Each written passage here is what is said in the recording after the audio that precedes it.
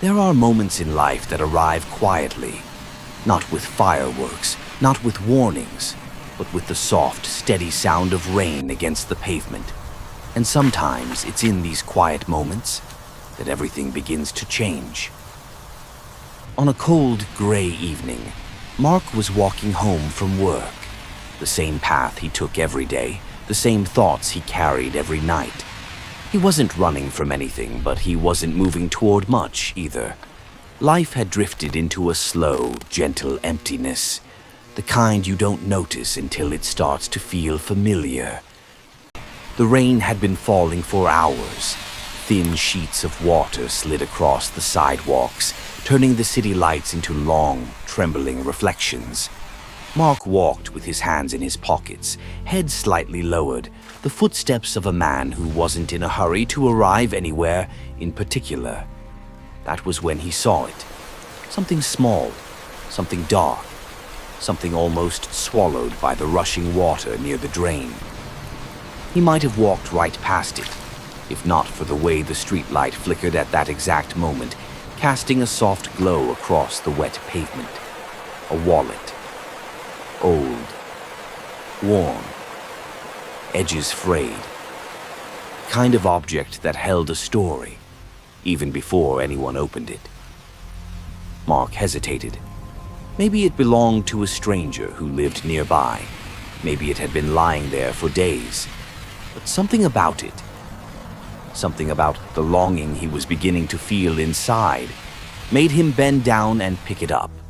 The leather was soaked. Rainwater dripped from his fingers as he turned it over, trying to find some clue. There was no money, no cards, no name, just a single photograph. A woman, smiling in the sunlight, her expression gentle and warm, like someone who carried laughter wherever she went. On the back of the photograph was a message. If found, please call. A phone number. No name. Just digits that suddenly felt heavier than anything he had held in a long time. Mark stood there, rain falling around him, the city moving on without noticing this small discovery. And in that moment he felt something. A quiet pull. A whisper of purpose. He dialed the number. The rain softened into a distant murmur as the phone rang once, twice, 3 times. Just when he thought no one would answer, a voice appeared on the line. Look, I don't care about the money fragile, right now. Just tell me where she is. Shaking, older. Mark explained what he had found. The wallet, the photograph, the number. There was silence, long, aching silence. Then the voice spoke again, barely more than a breath. Can we meet? There was something in that voice that Mark couldn't ignore. A weight, a longing, a story waiting to be heard. They agreed to meet at a small cafe a few blocks from where Mark stood. It's okay. The rain had softened into a light drizzle by the time Henry arrived. He walked carefully, each step a slow dance with time. His hands trembled as he held the wallet. Not with fear, but with memory. He thanked Mark with a nod that carried a lifetime of gratitude. Then Henry opened the wallet. Not quickly, not carelessly, but with the reverence of someone touching the last piece of something precious. His eyes landed on the photograph, and for a moment, the world stopped. Tears formed, not dramatic, not loud, just quiet, like the first drops of rain before a storm. He whispered, almost to himself, "This was my wife, Sarah." Mark said nothing. He didn't need to. Henry continued, his voice drifting between past and present. "She died 10 years ago. This wallet, it was hers. I lost it on the day she passed.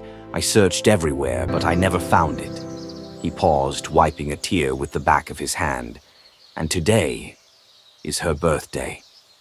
Mark felt something shift inside him, a soft breaking open, a reminder that even after years of silence, love finds its way back through the smallest cracks.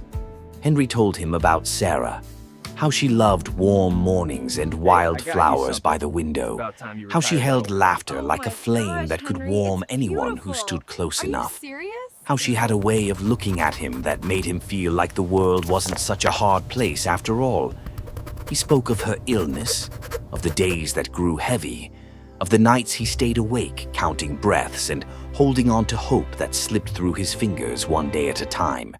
And he spoke of the wallet, a gift from the early years, before life had carved lines into their foreheads and softened their hands.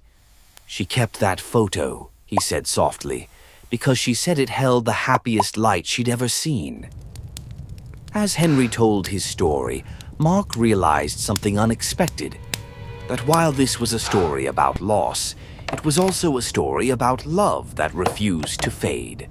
And Mark hadn't heard a story like that in a long time. They talked for hours. Stories turned into memories. Memories turned into quiet reflection. And reflection turned into a shared understanding between two strangers who were strangers no longer. When they finally stepped outside, the rain had stopped. The sky glowed with the soft colors of evening, as if the world had paused just long enough for this moment to exist. Henry placed a hand on Mark's shoulder. "Thank you," he said. "You didn't just return a wallet. You returned a piece of her I thought was lost forever."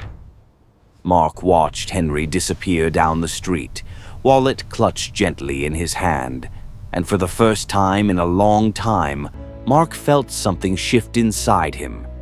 Not a sudden change, but a gentle turning toward hope. As he walked home, he understood something he hadn't realized before, that sometimes we find things we didn't know we were searching for, and sometimes we return more than what was lost. We return memories, we return love, we return time. And these small moments, quiet, fragile, unexpected, are the ones that change us. These moments, they matter.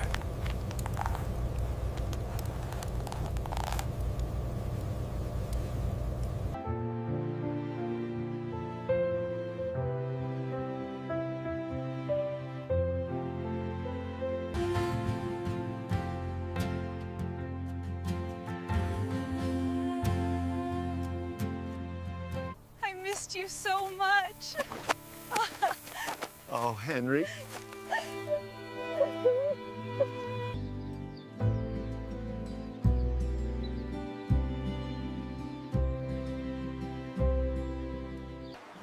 I love moments like this with you.